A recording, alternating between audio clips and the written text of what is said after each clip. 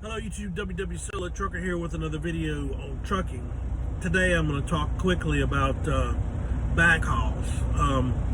I have talked about backhauls before, but it was mainly about using your clock wisely to pick up loads you might need to get in a hurry. This was about more going from one pickup to one drop, or one drop to one pickup, whichever way you happen to be going at the time.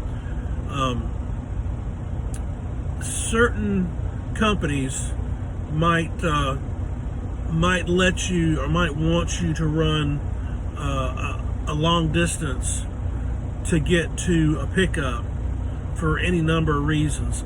Like I started my week yesterday, and it went from North Carolina up here near Cleveland, which is one of our regular runs we do quite often. But it's in Ohio, and Ohio is kind of a beast of its own when it comes to freight. There's a lot of freight in Ohio, and where the freight is, in other words, the bigger cities, the industrial complexes, they're kind of spread out along the state. So they're having me go 200 miles almost to pick up my next load. I have gone 300 miles in Ohio, from one side of Ohio to the other, to pick up a load. Like I said, there could be many reasons why. It might be where the only place there is for you to get a load. It might be because it's a particular company or customer that they want to keep happy because it's a big paying customer. They may be getting a lot more money per mile for that load.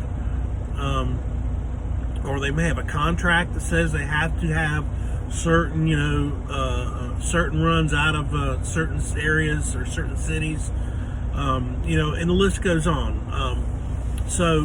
And there's several areas in the country that are like this. Ohio is just an example, but Ohio is probably one of the biggest areas. New Jersey is another big area. Baltimore, but Jersey and Baltimore are kind of close together. It's not as spread out as Ohio is.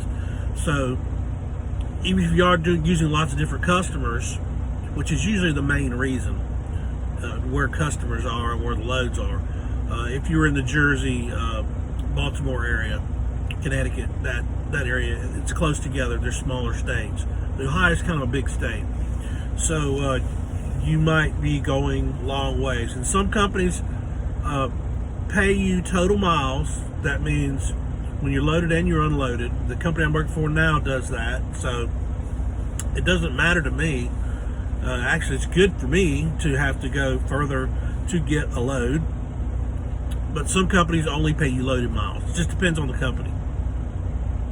I think that's about all I had to say, but like I said, it's going to vary, and there are many reasons why you might...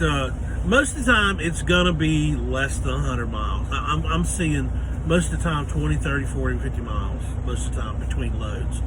But like, I have gone 300 miles before to pick up a load. And it was in Ohio. I think it was Indianapolis to maybe Cleveland or someplace like that. It was a good ways. But most of the time, the loads are going to be, less than 100 miles apart, because it's optimal fuel-wise. Okay, well, that's all I really want to talk to you about today. WW Solo Trucker out.